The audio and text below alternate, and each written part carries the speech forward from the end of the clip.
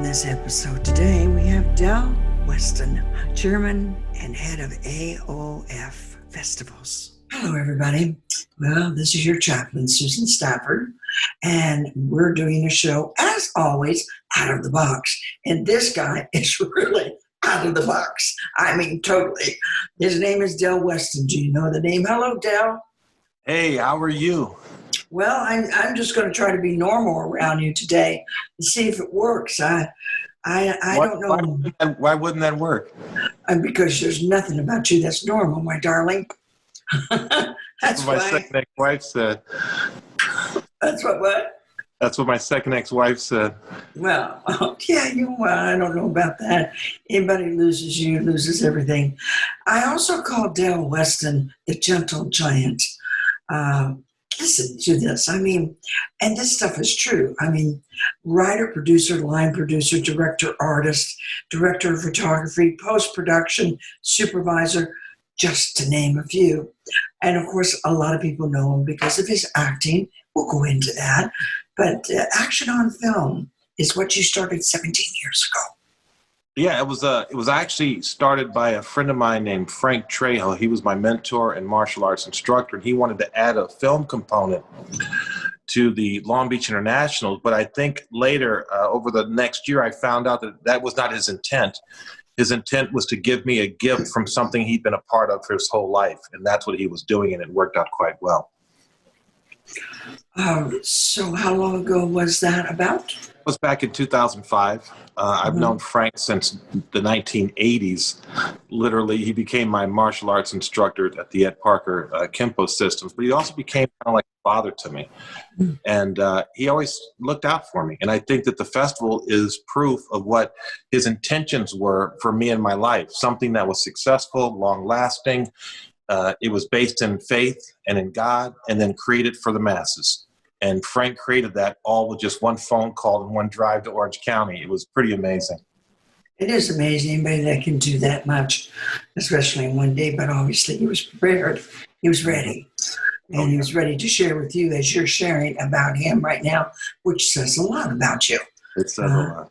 I told you, folks, when you were checking in, this is the gentle giant, Del Weston. And we're talking to him about, oh my goodness, we're talking about a lot of things. We'll go to your acting. We'll go to the acting because I'm kind of impressed with the guys and women that you've starred and worked with. You're going to find it just so interesting. But I had no idea that you did Sons of Anarchy, right? Well, no, I worked with Kim Coates from Sons of Anarchy. I hired him to host a television show that I produced called the AOF Channel. And Kim was the star of Sons of Anarchy. You've seen him in films. You know, he's one of those guys whose face you always know, but sometimes you don't name. But really just a great, focused, powerful man. And I enjoyed meeting him and knowing him. And we were able to hire him for a television show that was based on films and shorts submitted to the festival, and it aired on NBC. So it was quite an exciting time. And that's as close as I got to Sons of Anarchy, was to work with Kim. And he with you. And then you have various people here, which we have plenty of time to go over. But you had mentioned the Hall of Famer. Now, how, in what capacity? Good Morning America. Oh, you mean Michael Strahan? Yeah. What's that about? Yeah. It was kind of funny when we did the AOF Channel. And all this comes again from the love that Frank Trejo had for me and the love that I had for him. You know, two brothers. You know, it was amazing. All this came from that, and we were able to hire a number of producers to do the show. And one of the producers was involved in the NFL. And from that, we actually had the entire New Orleans Saints football team on the show one day. Oh. And the whole team's yells, you're watching the AOF. Drew Brees was so amazing. I mean, it's just wonderful. But the guy you're talking about is Michael Strahan, and he came on and did the show. He's just a wonderful guy, very talented, articulate, smart. He's insider smart, and I really liked that and appreciated that about him. But we've had great support over the years, and the stars have come out. How many films have you done? Now, let's just break this down. Films that you've done acting. I saw a couple of you acting. And by the way... I'm so sorry I had to see that. Well, listen, the reason the reason I can honestly say this is because I have a big guy up there that's listening. So I want to tell you the truth. You're a good actor. You're real. Well, thank you. That's what I like. But I mean, you're rough. I gotta tell you. You know who I got my chops from?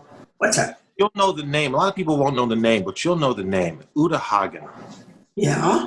And Uta Hagen, I think, was probably one of the best acting teachers in the world. And I was able to discover her books 35 years ago, her writings and things. And it really put me on a path to begin to understand performance. And that's one of the blessings of my life is to be an avid reader. When I was young, I was a loner for much of the time, and it led me to a world of books. Mm-hmm. And in those books, I discovered so much about life and the world, purpose, everything. And so when you say that I'm a good actor, you're not talking about me. You're talking about Uta Hagen's instruction and my ability to listen to those who've traveled the road before me and follow in their footsteps. So thank you on behalf of Uta Hagen. God bless her. What do you think? What do you think makes a good actor, Dal? The ability to understand purpose, the same thing that makes a good human being, the same thing that makes a good mother or a father or a businessman or a garbage man, whatever you are that you're good at. Understanding purpose. And I think that the films that I've been lucky enough to be in have been about people who are suffering and who are striving for something, not just a relief of pain, but for greatness. And those characters have allowed me to just interpret their journeys and then to put my flavor on it. My flavor is usually just honesty. Mm-hmm. You know, the honesty in that character, honesty in the line, honesty in the emotion. And I think once you get to a place where you are free to play that way, you get good results. So during this time, because I've read so much of your bio, and I'm still reading the bio, you did stunts and light choreography in some. You starred acting in others, the one I saw you acting. And then the people you've worked with. So how many films have you done personally? I've made 17 films personally and about 1,200 episodes of air television over the last 25 years. That's not films I've done for other people, just films that I've produced and created myself.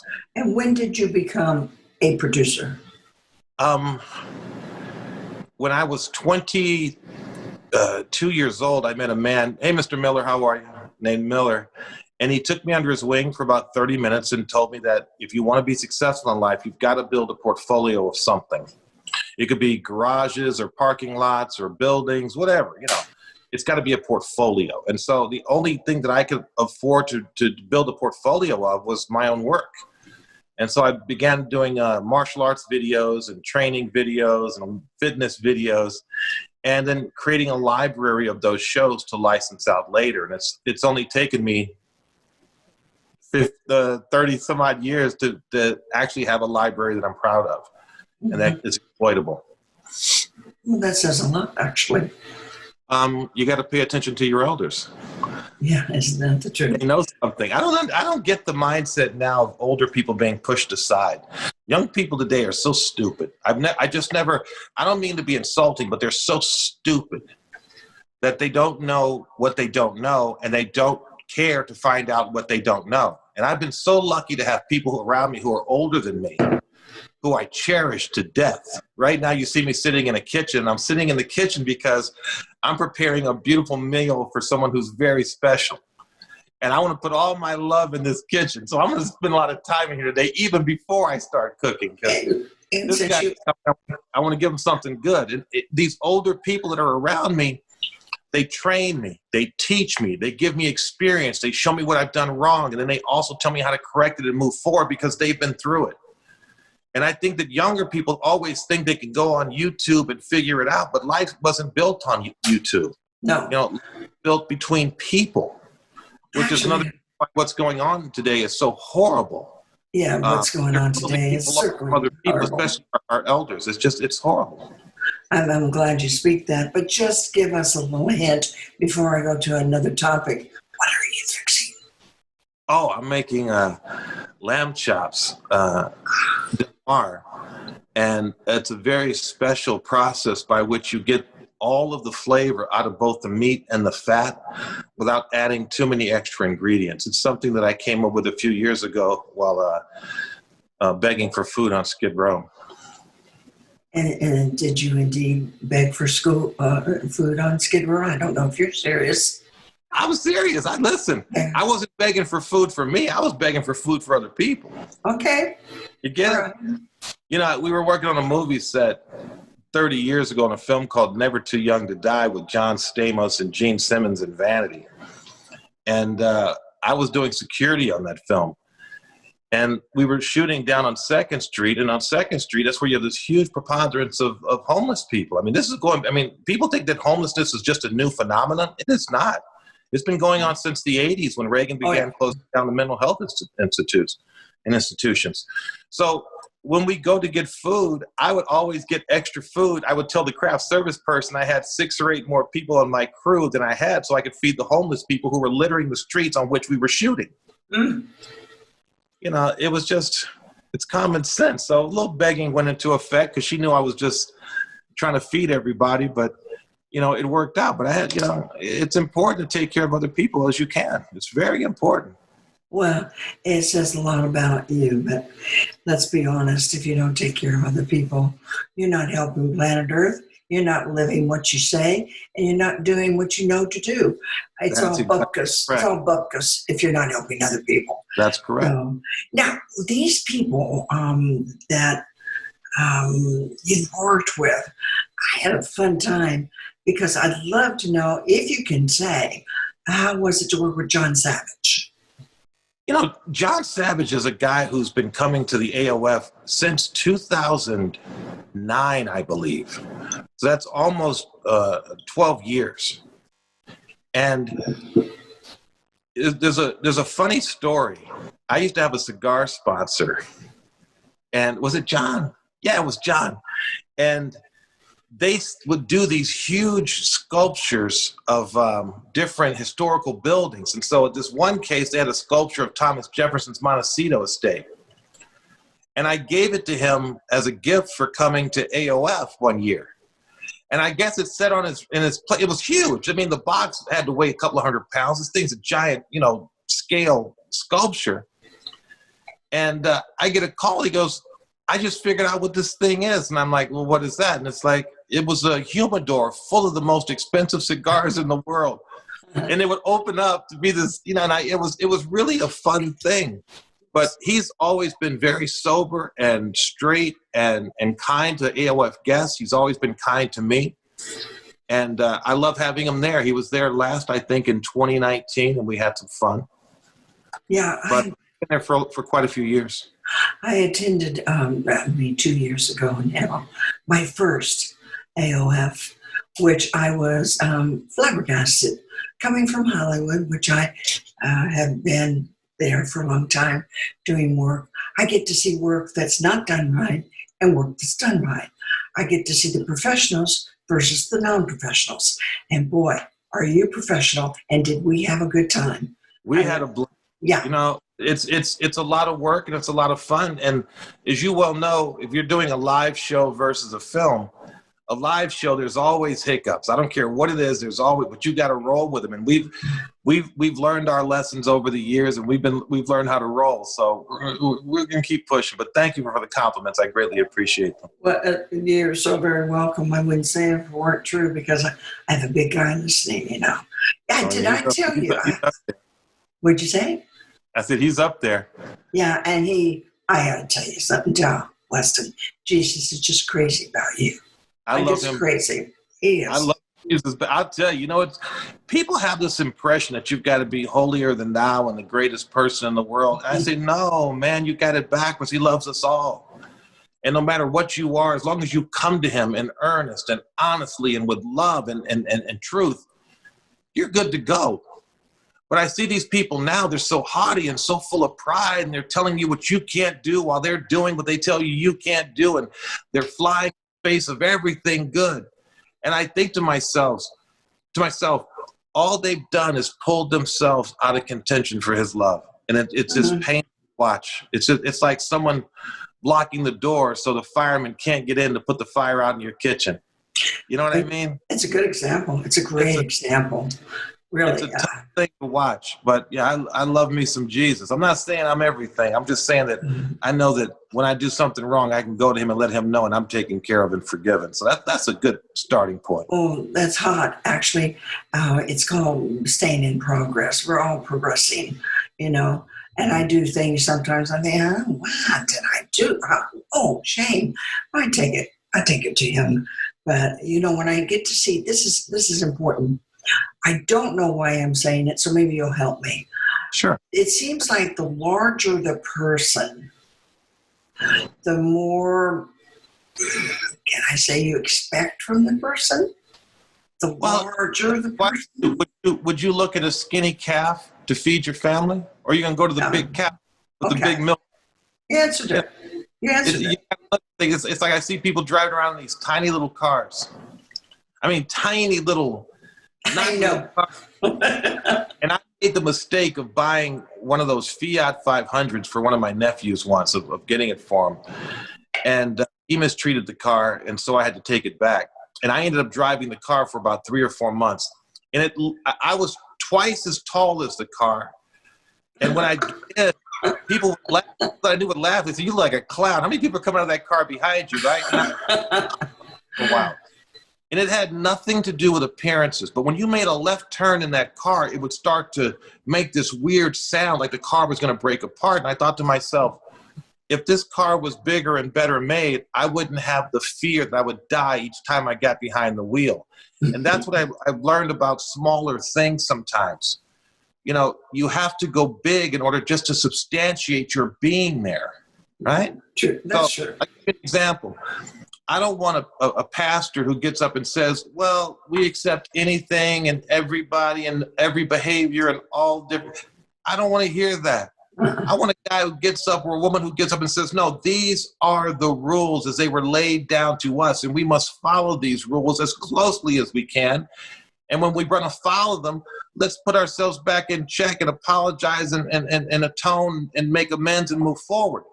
But when you have that small mind, that small mentality that's not grand enough to allow you to be strong enough to make the rules mean something, then you'll accept and stand for anything. So I like big. Yeah. Nothing wrong with big. Nothing wrong at all. Big. Trump is big. He certainly is. Trump because he's big. I think they hate Trump because he works in so many ways so quickly and with so much efficiency that all it does is bring light on their inability to be effective, but their ability to be greedy is what they maintain. Well, so all these people have gotten rich for the last 50 years on literally being public servants. And he came in and started shaking up that money tree. Oh, yeah. Because he was doing big things. He didn't do anything small. I haven't seen him do one small thing yet. No, the biggest problem they've had with President Trump, to be candid, since I don't do politics on the show, and it's you, I will answer that. When you hate Trump more than you love America, you have a problem. You got a problem. And America's, just like Trump, America is big. There's nothing small about America. Even in America's small towns, those are big towns. I've been to small towns outside the country. Those aren't towns. That's a donkey pulling a kid in a wagon around a fountain that was broken 300 years ago. Even the small towns in America are big towns with big things going on. And I think that's why people are so in love with this country and why they want to come here and be a part of its fabric. So, there's nothing wrong with big. There's nothing wrong with it. No, there's nothing wrong with it at all. By the way, this is Chaplain Susan Stafford, and I am talking to the big guy. I'm talking to the gentle giant, Del Weston, who did films such as, help me here now, Sonny Ray? Sonny and Gravy. Yeah, Sonny and Gravy was a story about a young girl who was being abused by her father and then the aftermath of that happening. And so I was able to get Harry Lennox from Blacklist, Nick Mancuso from Stingray and Under Siege, Carmen Argenziano, the great Carmen Argenziano from Stargate, who died just last year. What a great friend he was. He did a film, and it came out pretty well. It won a few awards. You can get it now on Tubi or on Amazon.com, and I'm sure they'll be picking up all the other streaming services as well. But just a beautiful film about a hard subject. That's been kind of my genre, is to find difficult subjects, dramatic, difficult subjects, and then to put a light on them. And I've been fortunate enough to make a number of films that way and still making films in that genre. And I love it. You know, I'm not a big fan of horror. I've never made a horror film. Don't see a need for that. And I'm not a big fantasy guy. I like real stories about real people overcoming. That's my thing. Yeah, well, that's a good thing to be attached to. And the film, The Victims, and also The Trick. Oh, Trick is an interesting thing. It's not it's Trick, and that came. I used to work at nightclubs. I was a bouncer and manager and booker and bartender. I've done everything in clubs, and I had gotten involved in some dirty business, and this guy referred to me as a trick. We're going back 20 years now. Okay. That's a newer term people use in the last 10 years, but he referred to me as a trick. And he says, "You just got played, you trick." And I started laughing because I thought he doesn't know what I know. And so I took about 20 years of experience in nightclubs and doing different things, and I put it into a film that was a culmination of some of the stories that I had been through, lived, or experienced. And we had Keith Brooks from The Walking Dead, fantastic. We have Eugenia Kuzmina, she's the supermodel from Russia. I think she's married to Bill Block, the head of Miramax Pictures. And we just had some great people that came out and were a part of the film. Oksana Maria, you know, just a beautiful young lady from Sweden. And it was a tough film that we shot in Vegas, but I find the Las Vegas background and history and desert look with the lights, and I find it to be just intoxicating. So I'm putting some of the stories now against that backdrop. Wow, that's sounds good. Well, we lightened it up this last time, and when COVID hit, we had planned a film called Old King Cold. Everyone said you can't make the film, so of course I made it. We shot it and wrapped around 3 weeks ago, and it stars Annabelle Monroe, beautiful German actress. Yes, she is. And then Aaron Miracle, this dancer from Colorado by way of Germany, and D.A. Jackson, wonderful man, whose mother just passed yesterday, I'm sorry to say. Oh, I'm sorry. Yeah. I am so sorry. All of our condolences, love. Horrible news. But he came out as our DP, and I got to tell you, we shot over a 3-week stint here in Vegas, and it's really a story of two women, two dancers, one at the end of her career and one at the beginning of her career. And how I fit in there, I don't know, but it seemed to work out. So it's coming your way. It's called Old King Cole. Old King Cole. We would have gotten that. I had that done, but yeah, I had to slide into it. I'm going to go regress and first, and then we'll get back. What in the world, Daryl Weston, are you up to now, or what did you do? With Spike TV, you were the writer and director. Oh, that was my mentor was a man named Alan Bailey. He was the longest running studio executive in Hollywood, period. He worked for Union 76 when Paramount absorbed it in this huge deal back in the 70s, and that made Paramount employees the longest running studio employees because it was the longest studio since that year. So he took me under his wing in the early 2000s and really became an advocate for me and taught me a lot of things. And he got me a show with these producers that come out of Florida. They had a concept for a show, but no show. And they raised millions of dollars from these investors and had literally no show. And I've never even spoken about this publicly this way, but they were introduced to me. They needed a writer, producer, director who could save the show. I didn't know the money situation. I just said, here's what this is going to cost. They said, okay. And then I got to work. Well, when I got to Florida, there really was no show. They just had these race cars they borrowed from people, and they had this big image. And so I think what happened was they were expecting me to fail, and they could blame the whole money loss on me. Oh. Well, what occurred was when I got out there, we rented a racetrack. I got to work. They gave me a little money, not the full budget, but I was able to do so much with that little money that the show began airing on Spike TV, which is now Paramount Television. And the ratings went up every single week. And they didn't know what to do because now they couldn't say the show sucked because it didn't. And we pulled that one out. But what a great experience. I worked with some really great people. It was my first big network show and just a blast to do it. It wasn't great, and most things aren't. But who knows? You know, it was one of those things where you learned. And I did learn. And I just could not pass up on asking about someone whose family had an impeccable reputation. His father had 5 sons. He was an actor who I grew up watching, doing, I don't know, maybe martial arts. You'll tell me. David Carradine. Oh, yeah. Yeah. He was a guy. Yeah, I hate the way he died. I do too. What they told us happened is not what happened.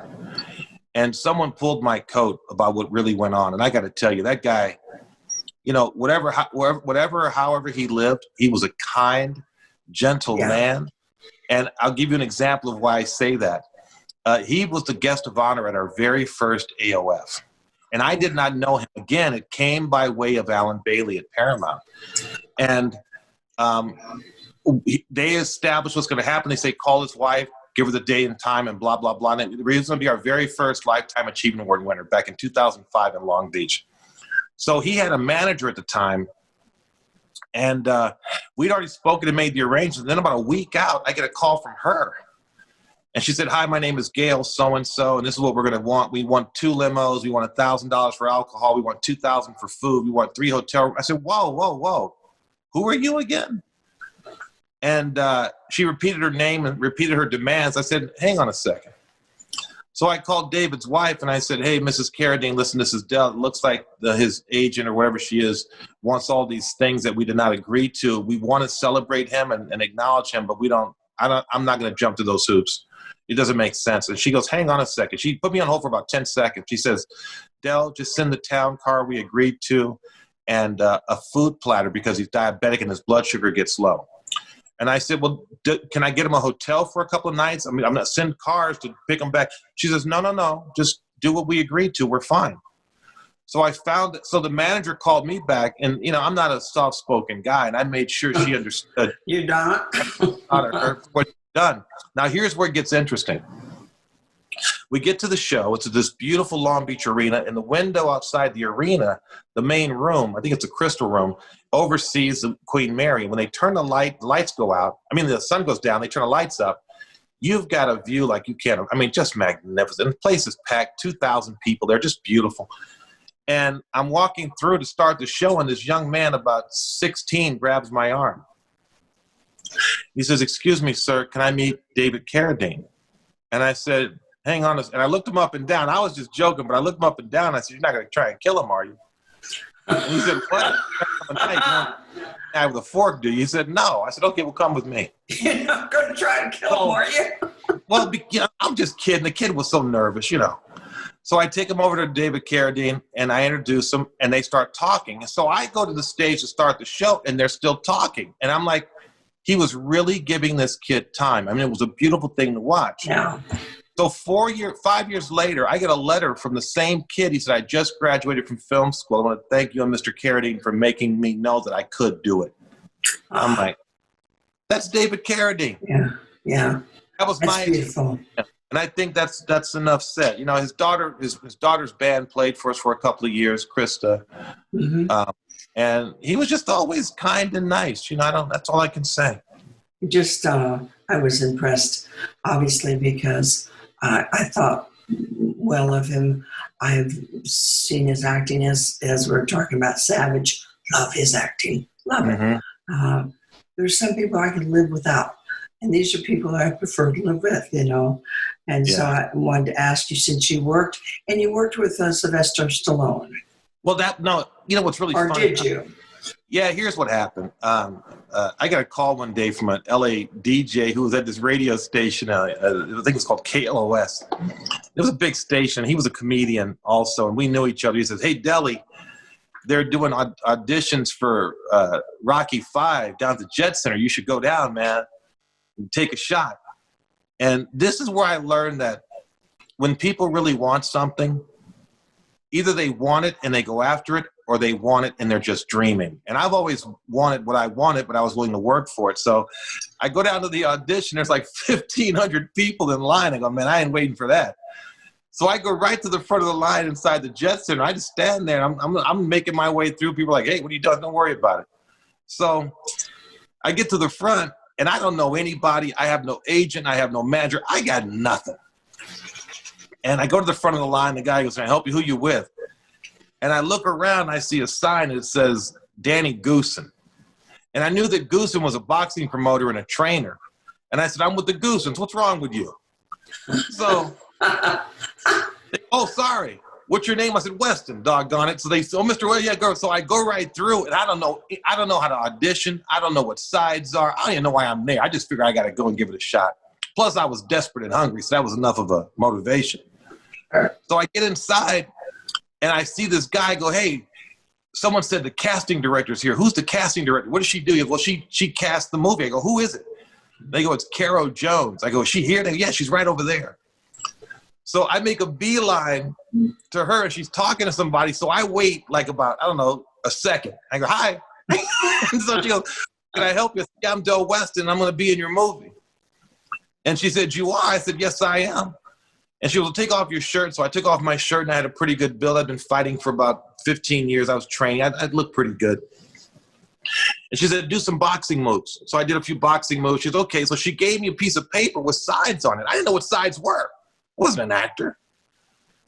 And I said, yeah, should you read that? I said, sure. So she put me in the ring acting with a guy. I don't know how to act at the time, right? We're going, this is years. We're going back to the early 80s. So she goes, okay, we'll do 2 more moves. And then she goes, okay, you did great. Go away. I said, okay, goodbye. So I was working on the Jet Li film, Masters, at the time when I did Audition as a fighter, a stunt fighter, and one of the characters, but no acting, just fighting. And so the phone rings, and Mr. Weston, can you be an audition for Rocky V tomorrow at 3? I said, sure, So I leave the set of Masters downtown. I drive to Burbank still from Masters. I did a second audition. Then I run back to the movie like I wasn't gone. And no one said a word. And that happened 2 more times over the next 2 days. I go, this is weird. Because I was on that Jet Li film for about 30 days. So I get 4 callbacks. I don't know what that means. 4?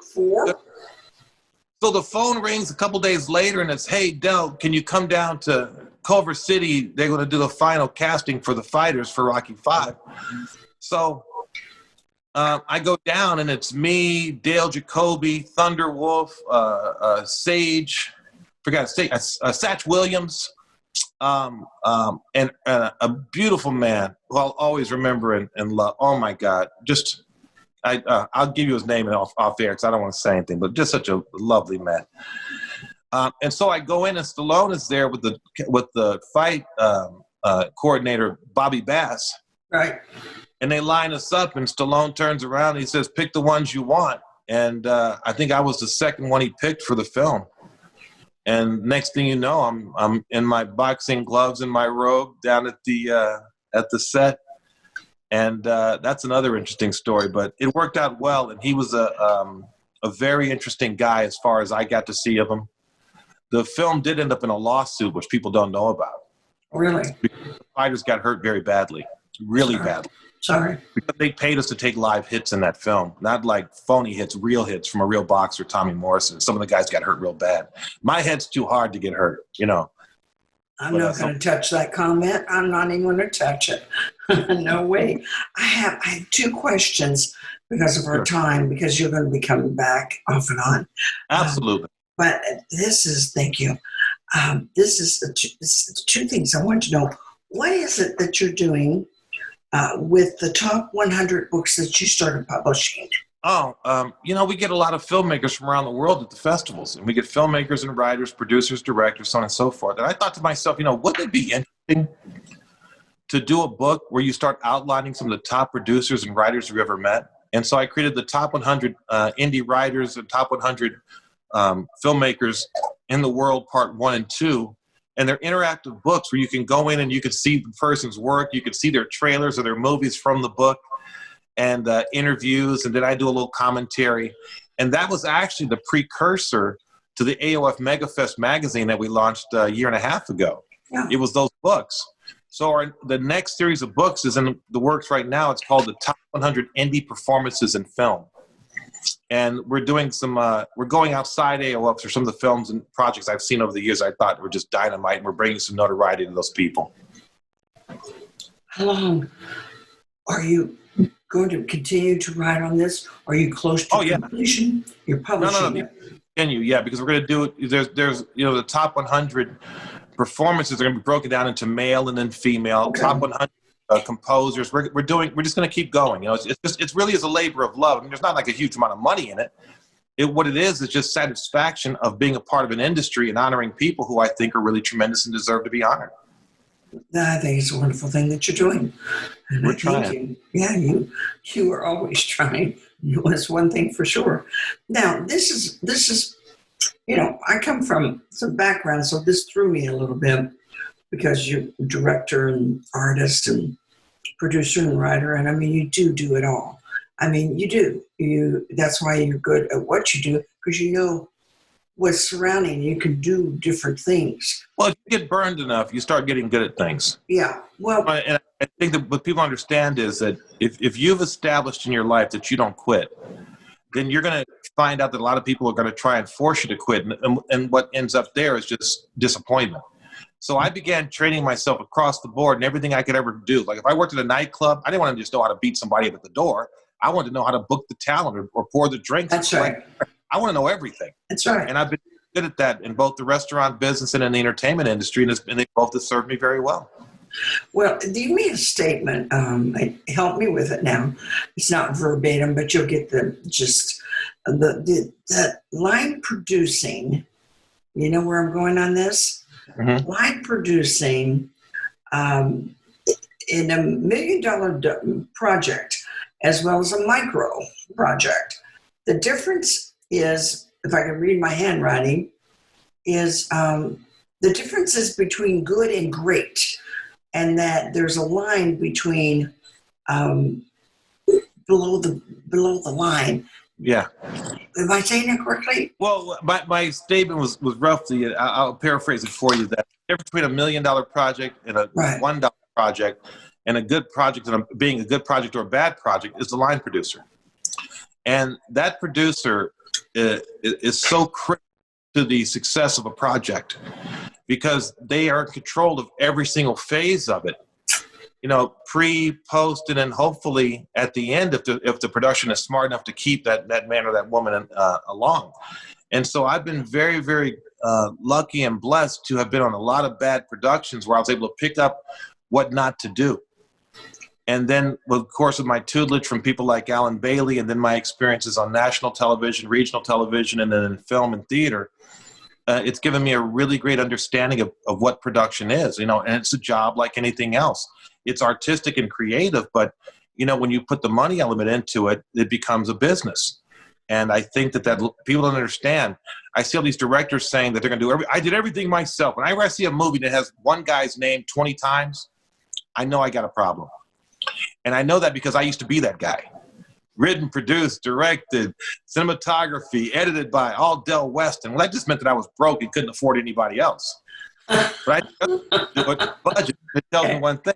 Megalomaniacs. Now I try and share that load with as many creative people as I can, and as many as I can afford, depending on the production, so that we can get the best possible outcome. And that's what I was saying. Well, I didn't quite understand it, but I know there's always conversation about above, below the line. Well, above the line and below the line. Above the line refers to people who are above the production line. So that would be your stars, your writer, your producer, and your director. Right. And then below the line is all the cost. The crews, the wardrobe, the music, the editing, the insurance, all that other good stuff. Your rentals, your locations, your travel, all that crap. So above the line is the people above, and at the higher ranks, and then below the line are the people who actually do the work. Okay, the last thing, not the last thing, but let's say it is, that I wanted to find out and share with people that are listening is what, with everything we've talked about and everything that you're doing, what is the major focus for you now of what you're doing career-wise? I think it's just serving God. I think that I'm not a licensed minister or an ordained pastor. I'm just a guy. But I think that I've begun to discover things about life at this age that I never knew or understood or could uncover earlier because I just wasn't mature enough, and most people aren't. But there's a purpose in every single one of us, and when you serve that purpose, you're serving God. So whether I'm preparing a meal or making a movie or writing a script or doing a role, I'm always trying to do it to the best of my ability to serve him. And in that striving to do what's the highest that you can, I think that's a light that shines back up to him.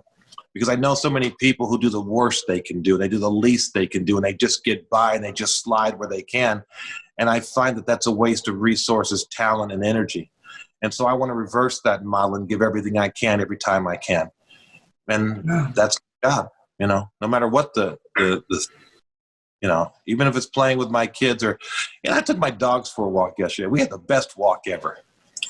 And there's a reason for that.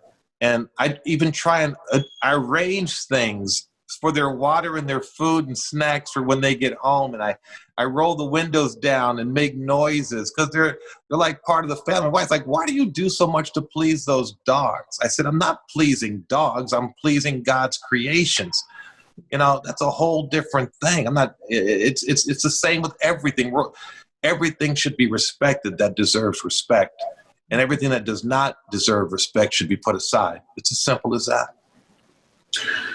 It's as simple as that. I wish everybody did it. I'm trying. Yeah, well, but I might be wrong. You're taking care of your side of the sidewalk. I'm trying. That's what we call it.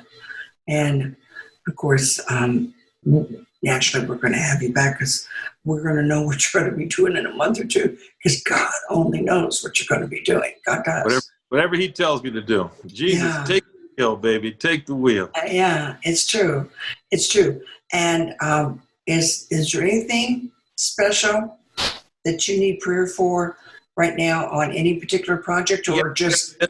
Yes, there is. There's one thing that's been pressing on my mind and on my soul for the last few months that I haven't really been able to talk to anybody about, but I'm glad it's you and your listeners that I can bring this to. I was blessed a little over a year and a half ago, 2 years ago, to meet the most wonderful woman I have ever met in my life. Her name is Susan Stafford. And she's producing a new show called Susan Stafford Out of the Box, which I'm a part of, which is going to launch in January of 2021. So if this show is seen later, just rewind that and play it again, and it won't sound like I was saying this 6 years ago. But she's launching that show in January, and I want it to be the biggest thing for her. So if you could just pray for that, and because I know she's putting everything into it. And her producer, Tammy, is amazing. I love me some Tammy. But you guys are doing a magnificent job. And I just love you to death. And I just hope that and pray that God will bless you in this because you're doing so much good work for so many people. And a lot of people don't know what you are, what you're about, but I do. And I pray for that every day. And I thank you and I love you. Thank you. And I truly love you too. We needed that and caught me off guard, but I accept it. I take it. I claim it. And thank you so very much for the opportunity to do it. So. Thank you. Yes. Just let people know if they want to get in touch with me, you can reach me at delweston.com. That's delweston.com. And if you don't mind, I'm going to say it one more time. delweston.com. Okay? Is there you say it better than I do. Oh, well, what can I say?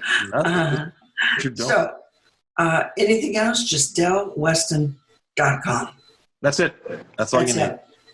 And he means it, by the way. If he says, if you need something, get in touch, and then he'll smell it out and make sure it's what he needs to be doing. But you can always reach out to somebody that's asking, I'll speak to anyone. I don't have any problems listening. And it's the truth. He does it. I vouch for it. We love you, Joe. We thank love you. Godspeed. Talk to you. All the best. God bless. Big love.